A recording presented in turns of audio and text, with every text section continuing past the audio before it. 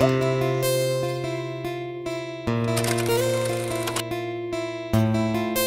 Everyone, কেমন আছো সবাই? সকাল সকাল ওই প্রতিদিনকার মতো রান্নাঘর থেকেই দিনটা শুরু হয়।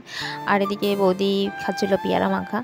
আর আজকে ছিল মায়ের অপারেশন, তো সকালবেলাতে অপারেশন হয়ে গেছে ভালোভাবে। খবরটা শোনার পরে একটু ভালো লাগছিল। তার আগে পর্যন্ত টেনশন ছিল প্রচণ্ড পরিমাণে। তো দাদা, মাসি, বাবা সবাই ওখানেই আছে।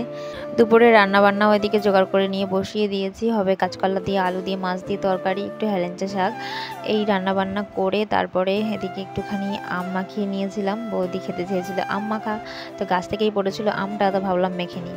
তো তারপরে দুজনে মিলে আম খেতে বসলাম। এদিকে দাদা আছে ভিডিও কলে।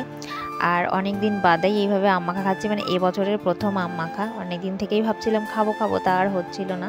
তবে আজকে ফাইনালি খেয়ে নিলাম, ব্যাস। তারপরে আর ভিডিও করিনি। তারপর ওই একদিন পরের ভিডিও আবার শ্যুট করছি। আর এরকম ছন্নছাড়া ভিডিওই আমি দিচ্ছি, কারণ মন মানসিকতা ভালো লাগছে না। মা বাড়িতে নেই, সবাই হসপিটালে দৌড়াদৌড়ি করে। তো আজকে মা ফাইনালি বাড়িতে আসবে দুদিন পরে, তো সেজন্য দুপুরের রান্নাবান্নাটাও আমি জোগাড় করে নিচ্ছি। দাদা, বৌদি সবাই আসবে।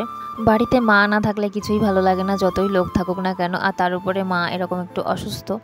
তো যাই হোক, দুপুরে রান্নাবান্নাটা সব কিছু রেডি করে রাখলাম, যেহেতু রাত্রেবেলা এসে সবাই খাবে। মা তো খাবে না, কারণ ওখান থেকে ছাড়বে যখন, তো আসতে অনেকটাই রাত হয়ে যাবে।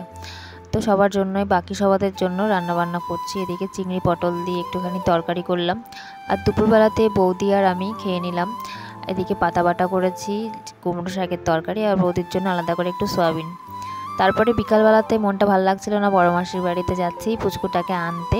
আর গিয়ে দেখছি সোনা মাকে খাওয়াচ্ছে মাসি, আর খাবে না, খুব বিরক্ত করছে।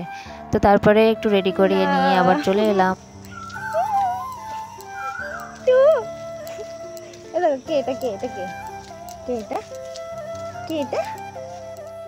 বাড়িতে এসে এই যে দুটো খেলনা দিয়ে দিয়েছি, একটা কৌটা আর একটা হচ্ছে জুয়েলারি একটা বক্স। তো এইসব নিয়েই ও খেলে, কিন্তু বাকি সব জিনিস তো ওরও চাই। ও যেটা দেখে সেটাতেই বলে দাও দাও। কথা তো সেভাবে এখনও ফোটেনি, আর ভীষণ দুষ্টু হয়েছে, ভীষণ পাকা হয়েছে, সব কিছু বোঝে। আর এই যে বালিশগুলো রাখা রয়েছে জানলার পাশে, ও ঠিক বালিশের উপরে উঠে জানলাটাকে ধরে দেখো কত সুন্দর খেলছে। দেখতে দেখতেই বাচ্চারা কত তাড়াতাড়ি বড় হয়ে যায়। এই তো একটুখানি ছিল কুট্টু মাটা, ঠিক বড় হয়ে গেল। তারপর সন্ধ্যার পরে এই যে বিছানা চাদর টাদর সব পাল্টে নিচ্ছি, কারণ মা ওনারা সব বেরিয়ে গেছে হসপিটাল থেকে। ফোন করলো দাদা, তো আসার আগে সব কিছু বেড কাভার, বালিশের ওয়্যার সবগুলো চেঞ্জ করে নিচ্ছি, যেহেতু মা হসপিটাল থেকে আসছে। আর একদম ক্লিন বেডশিট সব পেতে দিয়েছি। তো কুটুমাটা সন্ধ্যাবেলাতে ঘুমিয়ে পড়েছিল, তো কিছুক্ষণ ঘুমানোর পরে আবারও উঠে গেছে, আর এখন একটু মা মা করছে। তো মেশো আসবে নিতে, ততক্ষণ আমার কোলে বসে একটু ঝিমোচ্ছে। আর চলো, আজকের মতো টাটা, সবাই ভালো থেকো, দেখা হচ্ছে পরবর্তী একটা ব্লগে।